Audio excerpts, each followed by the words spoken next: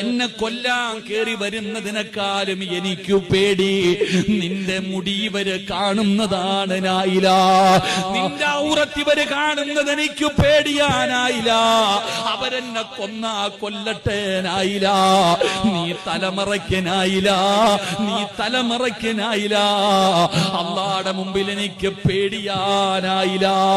തന്നെ കൊല്ലുന്നതിന് വേണ്ടി വീടിനകത്തേക്ക് ആള് ഇരച്ചു കയറിയപ്പോ പെട്ടെന്ന് ചാടി എഴുന്നേറ്റ ഭാര്യയുടെ തലയിലെ തുണിയൊന്നു മാറിയിട്ട് ഒരു മുടിയങ്ങ് താഴേക്ക് വീഴുമ്പോ ഉസ്മാന് തങ്ങൾ പറഞ്ഞു നായില,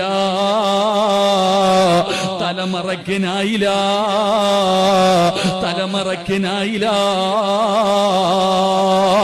മരണത്തിന്റെ വേളയിൽ പോലും ഒരു ഭർത്താവ് തന്റെ ഭാര്യയോട് ഉപദേശം കൊടുക്കുകയാ. വഴുത് കേൾക്കാമെന്ന വാപ്പാ, നിന്റെ ഭാര്യ തലയിൽ തുണിയിടുന്നില്ലല്ലോ, നിന്റെ ഭാര്യ മുടി പുറത്ത് കാണിച്ച് നടക്കുകയല്ലോ, മക്കൾ ഔറത്ത് മറയ്ക്കാതെ നടക്കുകയല്ലോ, നിന്റെ ആൺകുട്ടികൾ കീറിയ പാന്റ് ധരിച്ച് നടക്കുകയല്ലോ. അത് തെറ്റല്ലേ വാപ്പാ, അത് പാപമല്ലേ ഉപ്പാ?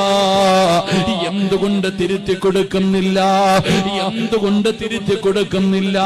പടച്ചവനെ, ഇന്നത്തെ യുവത്വത്തിന്റെ അവസ്ഥ എന്തെന്നറിയോ? അല്ലാഹുവേ, സങ്കടം തോന്നാറുണ്ട് ഇന്നത്തെ ചെറുപ്പക്കാരികളെ കാണുമ്പോ. അല്ലാഹുവേ, ജീൻസ് പാന്റും ഇട്ടുകൊണ്ട് ടീഷർട്ടും ഇട്ടുകൊണ്ട് എന്തിനാ മോളെ തലമറയ്ക്കുന്നത്? എന്തിനാ മോളെ തലമറയ്ക്കുന്നത്? എന്തിനാ പരിഹസിക്കുന്നത്? എന്തിനാണ്? അല്ലാഹുവേ, പണ്ടത്തെ കപത ഇന്നത്തെ പണ്ടത്തെ പെണ്ണുങ്ങൾക്ക് പടച്ചവനെ ഒരു പേടിയുണ്ടായിരുന്നു. ഇന്ന് പേടിയൊക്കെ മാറിയടോ. ഇന്ന് ഉമ്മത്തിന് ഭയമില്ല. ഉസ്താദേ, നിങ്ങൾ എത്ര വാഴ് പറഞ്ഞാലും ഞങ്ങൾ നാറൂല, ഞങ്ങൾ നന്നാകില്ല, ഞങ്ങൾ ഇങ്ങനെ തന്നെയാണ്. നിങ്ങൾ പറഞ്ഞ് നാണം കെടുന്നതല്ലാതെ ഒരു മാറ്റവുമില്ല ഉസ്താദേ.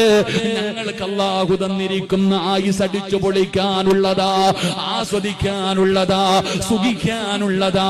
ഉസ്താദന്മാരെ നരകത്തെ കുറിച്ച് പറയുമ്പോ, പെണ്ണേ, നിന്റെ ഒരു മുടി പോലും പുറത്തു കാണരുത്, നിന്റെ തലമുടി നിന്റെ ഔറത്താണ്. നരകത്തിലധികവും പെണ്ണുങ്ങളാണ്.